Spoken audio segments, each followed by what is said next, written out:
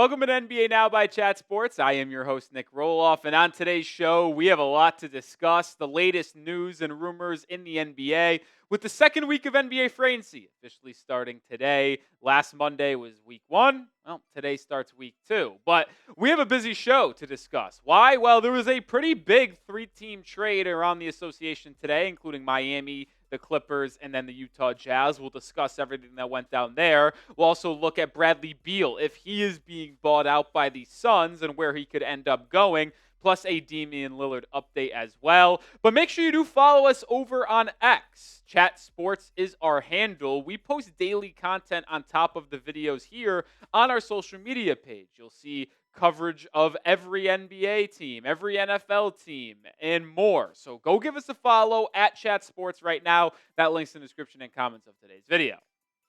So the 3-team deal that went down today that included the Heat, Clippers, and Jazz, it was a doozy. So let's recap the trade and then look at it from each team's perspective.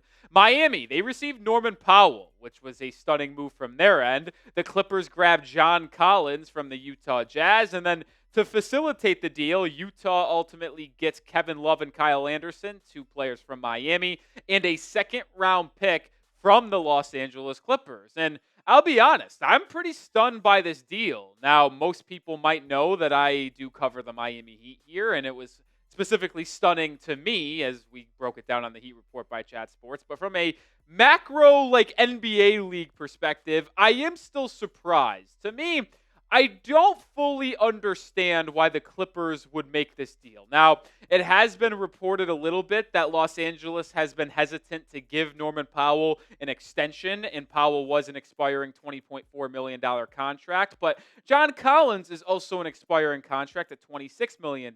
So Los Angeles took in $6 more million in this deal, but also is still in the same conundrum they were in terms of having a good player on an expiring deal. Now, quickly glancing at it from each specific team's perspective, in a graded trade, this is how I give it. I give it an A for Miami, a C+ for Utah, and a B- for the Clippers. I'll quickly talk about Miami here.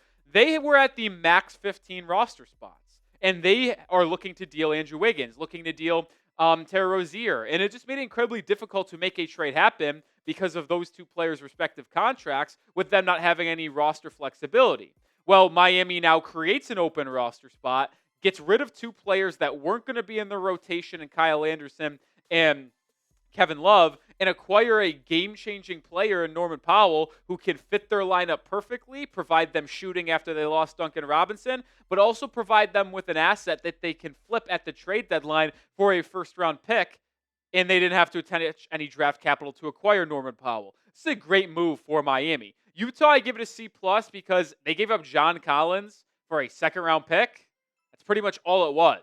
Yeah, a couple expirings, potentially in Kyle Anderson and Kevin Love, but I feel like John Collins was worth more than just one second-round pick. And from the Los Angeles Clippers side of it, I like the fit of John Collins. You'll now have a starting front court, likely that consists of Vika Zubac, John Collins, and Kawhi Leonard. That's very versatile, and Collins can space the floor and fit really well. But why did the Clippers have to attach a second-round pick to Powell? I just don't fully understand that. If the Clippers were trading expirings for John Collins, okay, yeah, you trade a second-round pick. And I'm talking multiple contracts, not just one.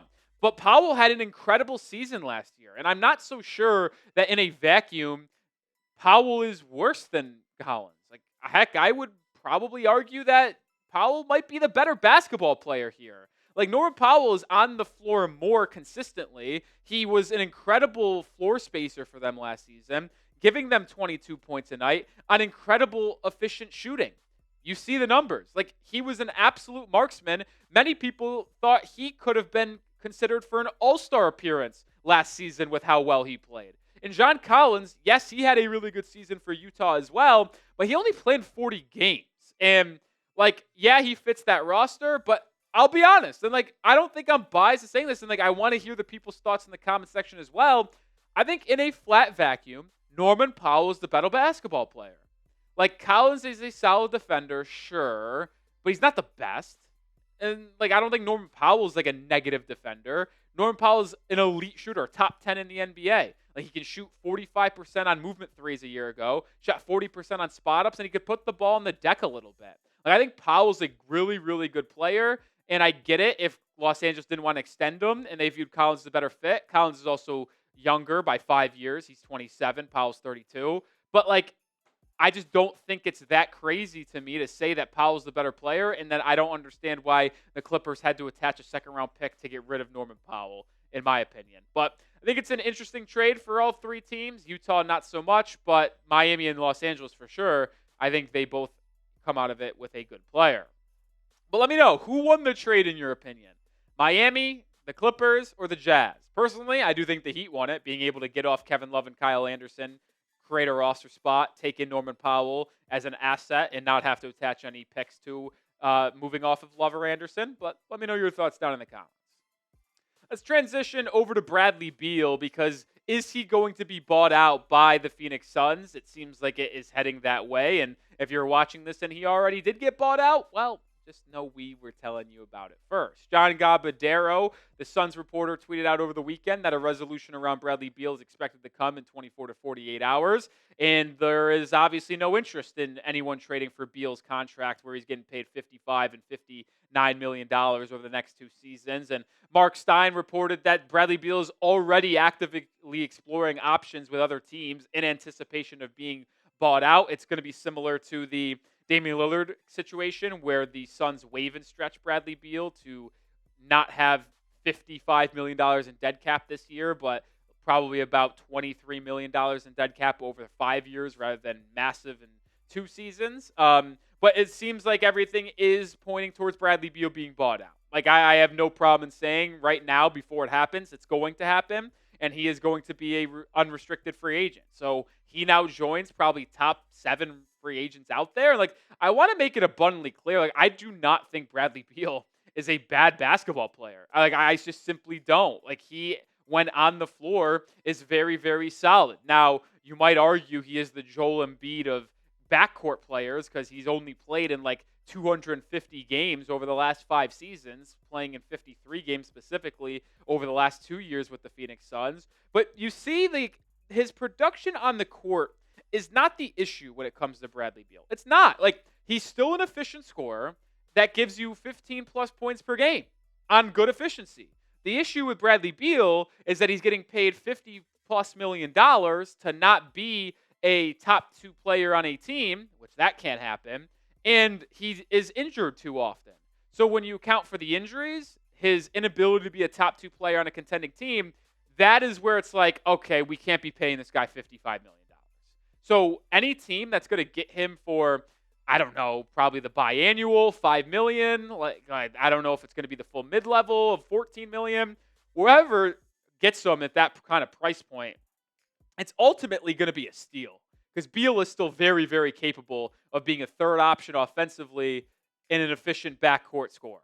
It's just that he can't be doing what he does while making $55 million, because then it just restricts you from team building.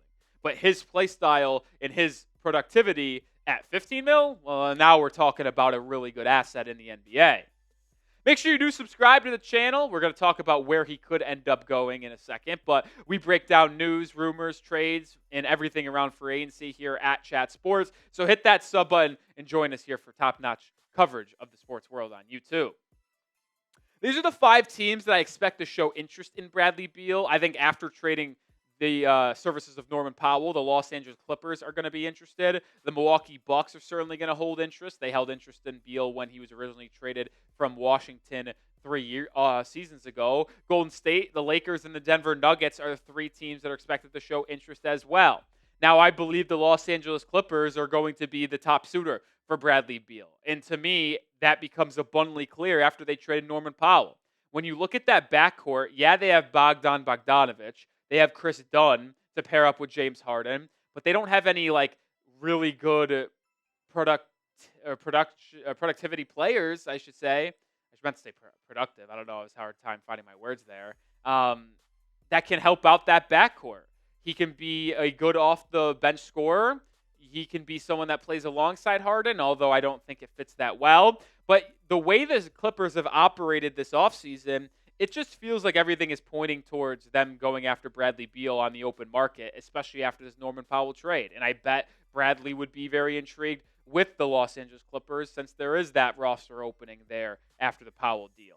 My bet is on either the Clippers or the Milwaukee Bucks. Now, the Bucks make a ton of sense too, right? Especially if they can get him for very, very cheap. They signed Miles Turner. They waived Damian Lillard. If you can get Bradley Beal for like $5, $7, $10 million, I think that would be a home run move because they desperately need backcourt players to complement Miles Turner, Kyle Kuzma, and Giannis Antetokounmpo in that front court. So to me, if I'm Bradley Beal at this point, I'm either going to just talk to the Bucks or Clippers when I hit unrestricted free agency, and I would assume those two teams hold a lot of interest in Bradley Beal. So to me, that makes a lot of sense from an NBA perspective. Before we get to Damian Lillard, I want to make sure you're taking advantage of this unbelievable NBA sale. It has gear for all 30 teams, whether it's hoodies for the Knicks, the Lakers, there's Warriors gear, there's Bulls gear, there's a bunch of stuff you can get. And there is a stuff that was $65, now available for $30. Go to chatsports.com/NBA sale. That link is in the description and comments of today's video. You can get unbelievable NBA gear that was previously at a much higher price point for just about $30, $25 right now. Unbelievable advantage. Take advantage right now. Chatsports.com/NBA sale. We'll close out today's show with a Damian Lillard update that I believe, if you are a fan of 29 NBA teams, probably should terrify you. Because Gary Washburn, who covers the Boston Celtics, reported over the weekend that Damian Lillard has some interest in the Celtics, in part because of the close friendship he's built with star forward Jason Tatum. And there was a report out there as well that the Boston Celtics are expected to hold interest with Damian Lillard. Oh, this sucks. And Dame to Boston just makes sense. It does. And this is what I meant. Like, if you're a fan of 29 NBA teams that aren't the Boston Celtics, this should terrify you. Like, think about it. Jason Tatum's going to be out for practically all of next season. Damian Lillard's going to be out for all of next season.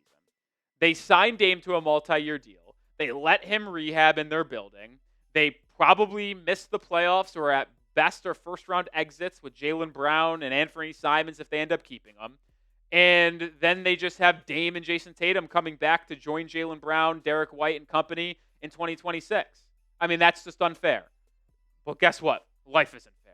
Like it sucks. Like, I just think both are going to happen. And Dame's just got so much left in the tank. Like, even with a year off, like, I firmly believe, like, he's going to come back and be a very good, productive basketball player. And simply put, you're going to be able to get him for a cheaper price point. Like, he is not coming back from an Achilles injury being paid $50 million.